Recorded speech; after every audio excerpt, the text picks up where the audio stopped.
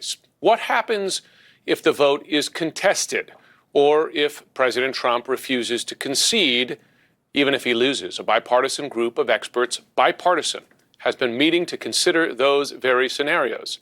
And two of them will join me now. CNN political commentator and former Michigan Democratic Governor Jennifer Granholm. Also with us in a moment, I think, when we get the technology issues worked out, Bill Kristol. He's director of the conservative group Defending Democracy.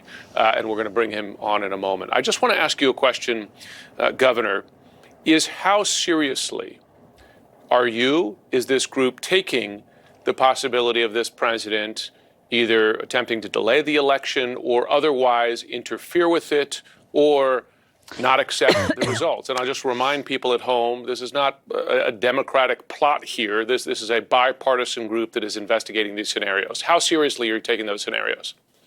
Well, that's the whole point of it's called the Transition Integrity Project. There were 100 participants, and as you say, it was bipartisan. It's sponsored by a nonpartisan entity called Protect Democracy.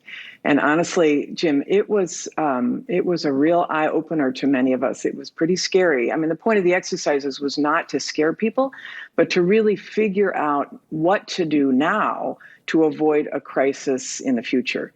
On Election Day and after Election Day, too, because you're not going to necessarily get the results on election night. You're not trying to be alarmists. You didn't do this for your health. President Trump keeps suggesting that he may not accept the election results. You have to play this out, game this out, because he keeps saying it. I mean, this is like the kind of war games that the Pentagon plays to prepare. And so it was fascinating to hear behind the scenes that you were already trying to figure it out. I think we have Bill Kristol now. Do we? Is Bill with us? Hi, Bill. I think you do. Oh, wow. Nice. I'm always amazed when technology works, Yeah, no kidding. So Good to see you all. You too. I don't know how much you heard of that, but it's been fascinating to read about the work that you have felt obligated, I guess, to do because President Trump keeps threatening not to accept the election results. And so, Bill, what's the plan? If the President Trump doesn't win, but doesn't accept the results, what is the plan? I mean, one thing we learned, I think, from doing this game is President Trump will be President Trump. It's not, and he unfortunately has more compliant leaders in the executive branch than he did a year or 2 or 3 years ago. Why didn't the Ukraine plot work? Because an awful lot of people didn't go along with him. And so a lot of those people are gone.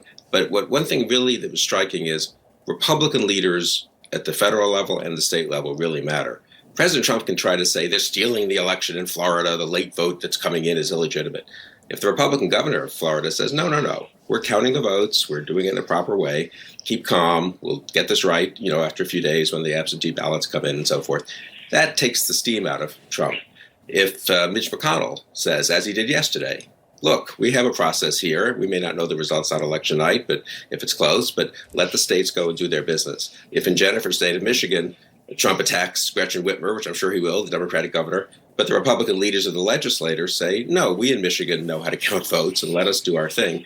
I think that makes a huge difference. So one of the takeaways I take from it is Trump is hard to pressure, but Mitch McConnell and Republican state legislative leaders and Republican governors, they really need to stand up here and and be responsible in the week or two before Election Day, and obviously even now in terms of getting some funding for safe and secure elections, but especially on Election Day, on the night of Election Day, and for the next few days if it's close.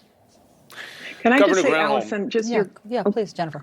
I just quickly, as a governor, and there were a couple of governors who participated in this, the point of this exercise is that Trump has got a huge amount of power at his disposal. He's got the military, he's got the Secretary of State, he's got compliant Republicans. Hopefully they can be persuaded. But remember, elections are run by the states, and governors and secretaries of state in every single state right now should be doing one of these tabletop exercises to game out the worst case scenarios. What if Trump foments right-wing provocateurs and then sends out the military to put out the fire he created? What if he seizes the ballot boxes? What's the strategy to de-escalate protests? What do state elections officials do now to give the public the assurance that vote by mail is safe and doesn't inspire fraud? Yeah. What do state elections officials do now if he defunds the post office, for example? So those things have to be happening right now at the state level. It is, I think, we should say, it's remarkable we're discussing this in America in 2020. It is truly remarkable. And that you, a bipartisan group of former members of government, et cetera, feel the need to address this today. I think folks at home have to pay attention. Bill Kristol, Governor Granholm brought up the idea of using the military. Now, we saw with protests following George Floyd, the president tried to use active military. The Pentagon refused, but the president, in effect, got what he wanted. He searched around, found a pliant member of the executive branch and the DHS acting secretary, and then deployed military-like forces in Portland and threatened to do so elsewhere. I imagine a question here is this. There are the dramatic moves, the president saying, I'm not going to accept the election not leaving the White House. But there are moves short of that, right, that the president can do with federal power to have a great effect, to deploy such forces to discourage the vote in certain places where he thinks he's losing, right, or close polling places in places where he thinks he's losing. Is that the more realistic concern and fear here? Yes, because if there's no predicate laid for the president saying it's an illegitimate or corrupt or rigged election, he can say he's not leaving the White House, but the military and the Secret Service and the Justice Department even aren't going to listen to him, and he will not be president after January 20th. Do a lot of damage in the interregnum between November 3rd and January 20th, but still, that's limited. Yeah, I think that you're absolutely right. It's more subtle. DHS turns out to be much more. I think even then when we did the game, I think Jennifer would agree, we were focused a little more on DOD, on the Defense Department. It has real norms, though. We saw that when there was the reaction to Esper and Milley crossing Lafayette Square. Justice Department, even there, I think there's constraints on Barr. DHS is worrisome.